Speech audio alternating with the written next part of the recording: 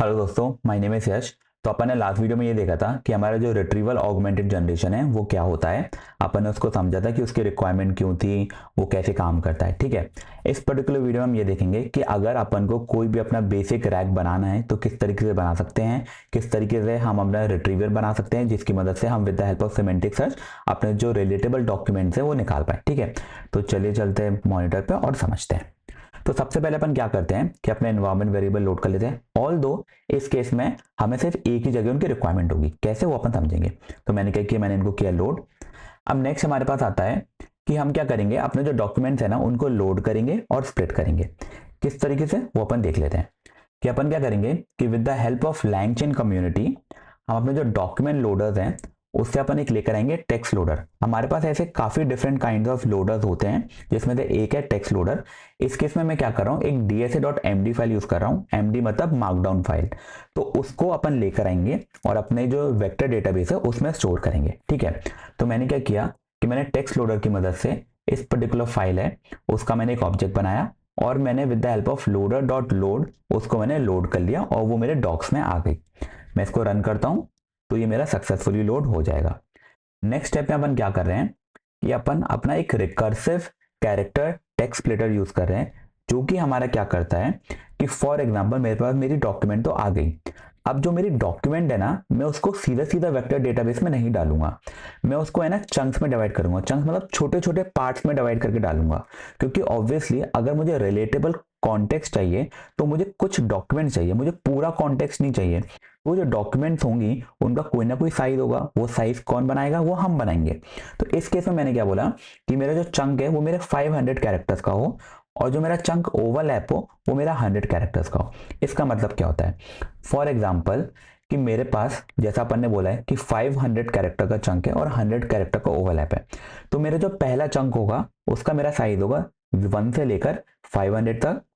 मेरा जो second chunk होगा वो मेरा स्टार्ट होगा 401 से 900 तक। तो आप देख सकते हैं कि जो मेरा पहला चंक था उसके जो लास्ट के 100 कैरेक्टर्स थे और जो मेरा सेकंड चंक था उसके जो स्टार्टिंग के 100 कैरेक्टर्स थे वो कॉमन हो गए हमारे फर्स्ट और सेकंड चंक में। इसी तरह अगर मैं अपना थर्ड चंक बनाऊंगा तो मेरा 801 से स्टार्ट होगा अप टू 1300 तक। तो आप देख सकते हैं जो मेरा सेकंड चंक था उसके लास्ट के 100 और जो मेरा थर्ड चंक था उसके स्टार्टिंग के 100 वो भी हमारे कॉमन हो गए, तो उन्हें अपन कहते हैं ओवरलैप। इनकी रिक्वायरमेंट क्यों होती है, फॉर एग्जाम्पल मुझे कोई कोड है अपना जो वेक्टर डेटाबेस में डालना है। अब मैंने क्या किया कि मेरी कोड की हेडिंग है, फॉर एग्जाम्पल ये मेरा फैक्टोरियल का कोड है। उसका जो कोड का हाफ पार्ट था वो मेरा पहला चंक था, उसका जो सेकंड पार्ट था वो मेरा सेकंड चंक था। अब ये दोनों इंडिपेंडेंट रहेंगे अगर मैं ओवरलैपिंग नहीं करूंगा। इसका मतलब पहले चंक और दूसरे चंक को एक दूसरे के बारे में कोई भी इंफॉर्मेशन नहीं है। तो अगर मैं कभी भी रिट्रीवल के लिए जाऊंगा और मैं बोलूंगा कि मुझे फैक्टोरियल का चाहिए तो पहला चंक तो मुझे मिल जाएगा पर दूसरा चंक नहीं मिलेगा, क्योंकि पहला चंक अवेयर ही नहीं है कि दूसरा चंक क्या है और दूसरे चंक को भी नहीं पता कि वो कहां से स्टार्ट हुआ है। अब अगर मैं ओवरलैपिंग कर दूंगा, जैसी मैंने ओवरलैपिंग करी तो जो मेरा फर्स्ट चंक का एंडिंग है और जो मेरा सेकंड चंक का स्टार्टिंग है वो मेरा कॉमन पार्ट है। तो इस तरीके से दोनों चंक और मेरा जब रिट्रीवल के लिए जाएगा वो भी अवेयर होगा कि ये दोनों चंक है ना कंटिन्यूअस चंकिंग प्रोसेस से आए हैं। इसका मतलब जो पहले चंक का नेक्स्ट पार्ट है वो मेरा सेकंड चंक है, तो वो मुझे दोनों चंक लेकर आएगा। इस तरीके से पूरा कोड बेस मेरे पास आ जाएगा। बाकी एलएलएम मेरा इंटेलिजेंट है, वो ऑब्वियसली कॉमन पार्ट को एक बार ही कंसिडर करेगा और मुझे फाइनल कोड दे देगा जब मैं एलएलएम के पास दूंगा। तो इस तरीके से ओवरलैपिंग इंपॉर्टेंट होती है कि अगर हमें दो चंक के बीच में कोई रिलेशन बनाना हो तो with the help of overlapping वो अपन बना सकते हैं। ठीक है, अब अपन क्या करेंगे कि जो मैंने रिकर्सिव कैरेक्टर टेक्स्ट स्प्लिटर था उसका एक ऑब्जेक्ट बनाया विच इज टेक्स्ट स्प्लिटर। और मैंने क्या किया, with the help of text splitter मैंने एक फंक्शन कॉल करा विच इज स्प्लिट डॉक्यूमेंट्स और उसके अंदर मैंने पास करे मेरे डॉक्स जो मैंने लोड करे थे। अब वो क्या करेगा कि जो डॉक्स है ना उनको वो चंक साइज 500 और ओवरलैप 100 का यूज करके स्प्लिट्स करके दे देगा। तो अपन देखते हैं कि हमारे पास कितने चंक्स आएंगे। मैंने इसको किया रन, तो आप देख सकते हैं कि इसने बनाए 24 चंक्स और उसने एग्जांपल दे दिया कि मेरा पहला चंक था इंट्रोडक्शन टू डेटा स्ट्रक्चर। आप देख सकते हैं ये जो मेरी एमडी फाइल है ये स्टार्ट भी ऐसी होती है मेरी इंट्रोडक्शन टू डेटा स्ट्रक्चर। इसका मतलब ये जो है मेरा ये पहला चंक है। अब नेक्स्ट अपन क्या देखते हैं कि अपन है ना अपन अपने वेक्टर स्टोर को बनाएंगे और अपन उसमें क्या क्या चीजें प्रोवाइड करते हैं वो देखते हैं। तो सबसे पहले अपन क्या करेंगे, इंपोर्ट करेंगे अपन ओपन एआई की एम्बेडिंग, क्योंकि इस केस में अपन क्या यूज करें ओपन एआई की एम्बेडिंग। एंड मैंने आपको बताया था कि अपन ने जो एनवायरमेंट वेरिएबल लोड करे थे, इस बार अपन कोई एलएलएम कॉल नहीं कर रहे, पर अगर अपन को ओपनएआई की एम्बेडिंग भी यूज करनी है ना, तो भी अपन को ओपनएआई की की लगती है, इसलिए अपन ने लोड किए थे अपने एनवायरमेंट वेरिएबल्स। अब अपन क्या करेंगे, अपन ओपनएआई की एम्बेडिंग्स के अंदर से जो अपन एम्बेडिंग मॉडल यूज कर रहे हैं which is text embedding 3 small, और मैंने उसका एक ऑब्जेक्ट बना लिया। अब अपन क्या करेंगे कि मैं अपना जो क्रोमा मेरा एक वेक्टर डेटाबेस है, हमारे पास काफी डिफरेंट वेक्टर डेटाबेस अवेलेबल हैं, क्रोमोन में से एक है, हमारे पास फैज है, पाइनकोन है which is a cloud based vector database, हमारे पास एस्ट्रा डीबी भी है जिसको अपन यूज कर सकते हैं। क्रोमा और फैज हमारा ओपन सोर्स है, इसलिए अपन यूज कर लेते हैं। क्रोमा इजी टू यूज होता है लोकल में, इसलिए मैंने एग्जाम्पल के लिए उसे ले लिया है। अब अपन क्या करेंगे कि जो मेरा क्रोमा वेक्टर डेटाबेस है उस पर्टिकुलर क्लास को मैं इनिशियलाइज करूंगा और उसके अंदर मैं 3 पैरामीटर्स पास करूंगा। पहला क्या रहेगा, मेरा एम्बेडिंग फंक्शन, तो उसके लिए मैं पास करूंगा एम्बेडिंग्स। ये एम्बेडिंग फंक्शन का यूज क्या होता है कि अगर मैं कोई भी डॉक्यूमेंट डालूंगा तो वो इस पर्टिकुलर एम्बेडिंग्स की मदद से न्यूमेरिकल वैल्यू मतलब मेरे वेक्टर्स में कन्वर्ट होंगे, एंड जब भी मैं with the help of retriever कोई क्वेरी पास करूंगा तो वो भी with the help of this embedding वो पहले मेरे वेक्टर्स में कन्वर्ट होंगे और फिर मेरा सिमेंटिक सर्च होगा। तो इसलिए ये मेरा एम्बेडिंग फंक्शन यूज होता है। कलेक्शन नेम, तो जैसे हम कोई भी डिफरेंट कलेक्शन नेम प्रोवाइड करते हैं, हमारे सीक्वल में हो गया for example schema name, MongoDB में हम कलेक्शन नेम ही बोलते हैं, तो इस तरीके से collection name basically it's like a vector database का नेम। परसिस्ट डायरेक्टरी कि अगर मैं लोकल में सेव कर रहा हूँ तो मुझे किस पर्टिकुलर डायरेक्टरी में सेव करना है, तो मुझे इसी पर्टिकुलर डायरेक्टरी में सेव करना है इसलिए, और उसका नाम क्या होगा, क्रोमा डीबी। मैंने क्या किया कि वेक्टर स्टोर नाम का एक ऑब्जेक्ट बनाया और मैंने क्या किया, vector store dot add documents में मैंने स्प्लिट्स डाल दिए। स्प्लिट्स हमारे क्या थे, हमारे थे लिस्ट ऑफ चंक्स, ठीक है।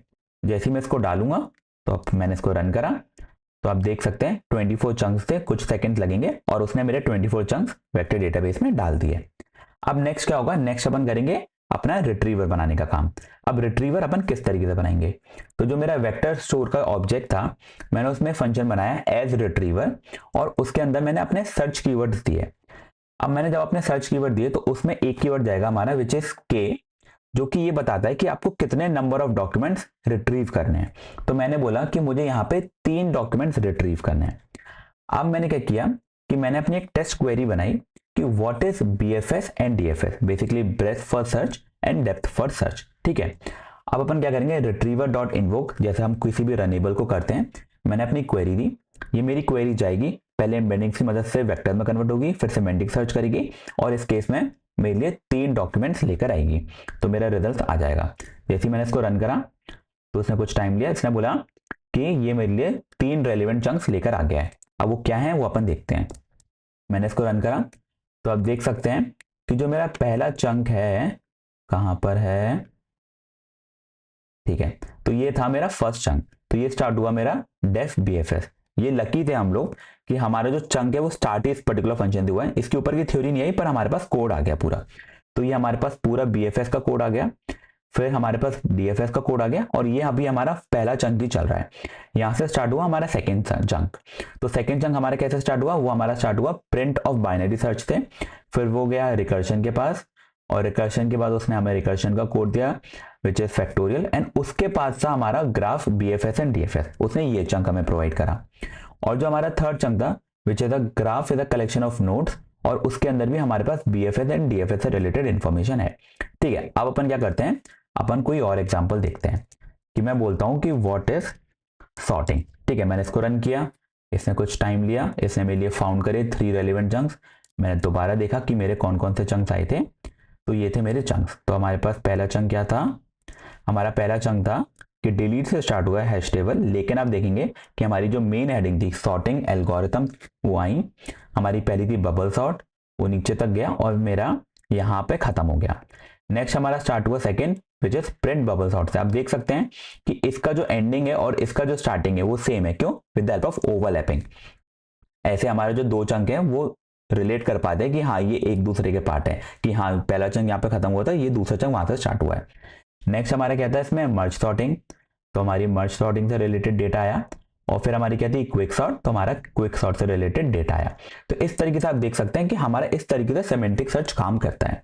तो यही था हमारा एक बेसिक एग्जांपल कि हम किस तरीके से अपने किसी भी वेक्टर डेटाबेस में अपनी जो डॉक्यूमेंट्स हैं वो स्प्लिट करके डाल सकते हैं और किस तरीके से with the help of retriever उन्हें रिट्रीव कर सकते हैं। अब अगर मैंने रिट्रीवर से अपनी डॉक्यूमेंट रिट्रीव कर ली हैं तो वो मैं किसी भी एलएलएम के प्रॉम्प्ट में पास कर सकता हूँ। जो भी मेरा प्रॉम्प्ट होगा उसके पास कॉन्टेक्स्ट तो आ गया with the help of my vector database.